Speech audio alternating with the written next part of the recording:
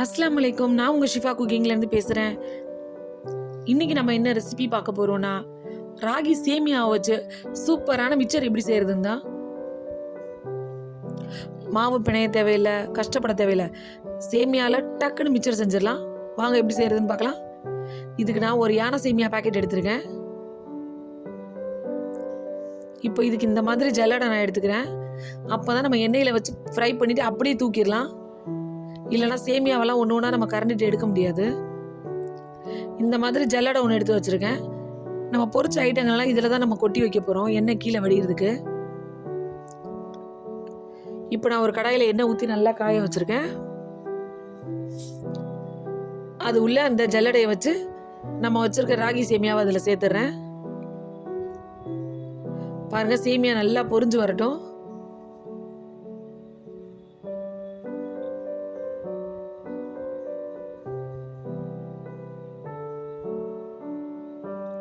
ரொம்ப ஹை ஃப்ளேமில் வச்சிடாதீங்க, சேமியா உடனே கருகிரும்.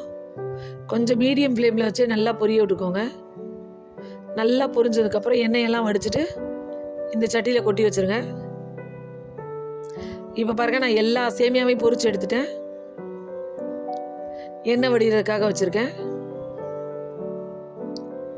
அடுத்ததாக திரும்ப அதே ஜல்லடையில் ஒரு கப் அளவுக்கு வேர்க்கடலை சேர்த்துக்கிறேன். வேர்க்கடலையும் நல்லா பொரியட்டும். நல்லா பொரிஞ்சிருச்சு பாருங்க. இப்போ எண்ணெய் எல்லாத்தையும் கீழே வடிய விட்டுட்டு வேர்க்கடலையும் எடுத்து எண்ணெய் வடிகிறதுக்காக நம்ம கொட்டி வச்சிடலாம்.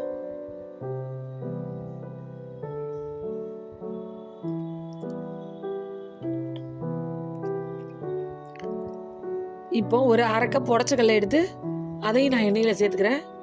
இதுவும் நல்லா பொரியட்டும்.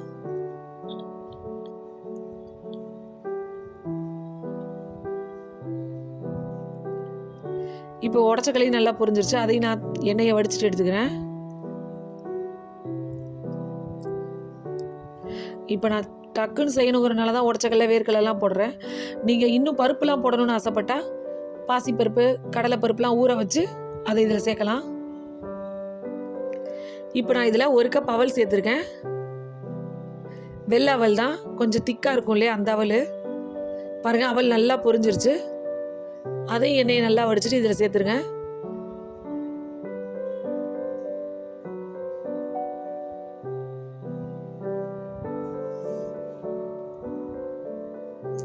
இப்போ இதில் நான் கொஞ்சம் முந்திரி பருப்பு சேர்த்துக்கிறேன். முந்திரி நல்லா கொஞ்சம் வெந்து கலர் மாறி வரட்டும். பாருங்க, கொஞ்சம் கலர் மாறிடுச்சு. இப்போ நான் வெளியில் எடுத்துடுறேன். இதையும் கொட்டி வச்சிடலாம். இப்போ இதில் ஒரு 15 பல்லு பூண்டை தோலோட தட்டி சேர்த்துக்கிறேன். இந்த பூண்டோட ஃப்ளேவர் வந்து இந்த மிக்சரில் சாப்பிடும் போது ரொம்ப ரொம்ப ரொம்ப சூப்பராக இருக்கும். நல்லா பூண்டு வந்து லோ ஃப்ளேம்லேயே நல்லா கிறிஸ்பியாக வேகணும். பாருங்க, நல்லா கிறிஸ்பியாக வெந்ததுக்கப்புறம் எண்ணெய் எல்லாத்தையும் வடிச்சிருங்க. இப்போ இதையும் அந்த மிக்சரோட சேர்த்துடலாம். கடைசியாக ஒரு 2 கைப்பிடி அளவு கருவேப்பிலையை போட்டு ஃப்ரை பண்ணிக்கோங்க.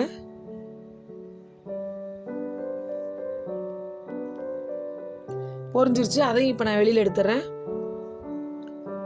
உங்ககிட்ட ஒரு சேமியா பாக்கெட்டும் இந்த ஜல்லடையும் மட்டும் இருந்துச்சுன்னா 10 நிமிஷத்தில் எல்லாத்தையும் பொரிச்சு எடுத்துடலாம். இப்போ இது எல்லாத்துக்கும் தேவையான அளவு உப்பும், உங்களுக்கு காரத்துக்கு எவ்வளோ தேவையோ அவ்வளோ மிளகாத்தூள் சேர்த்துக்கோங்க.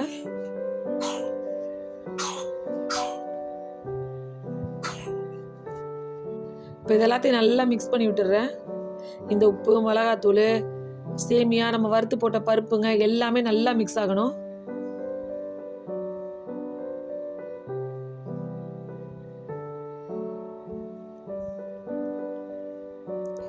உங்களுக்கு இந்த சேமியா மட்டும் பொரிக்கும் போது எண்ணெயை குடிக்கிற மாதிரி இருந்துச்சு, பொரிச்சு எடுத்ததுக்கப்புறமும் கொஞ்சம் எண்ணெய் ஒட்டுற மாதிரி இருக்குது அப்படின்னா நீங்கள் ஒரு டிஷ்யூ பேப்பரில் போட்டு எண்ணெயெல்லாம் அதில் அப்சார்ப் ஆனதுக்கப்புறம் மிக்சரில் சேருங்க சேமியாவை. அவ்வளவுதான், ஒரு சூப்பரான ராகி சேமியா வச்சு மிக்சர் ரெடி பண்ணியாச்சு.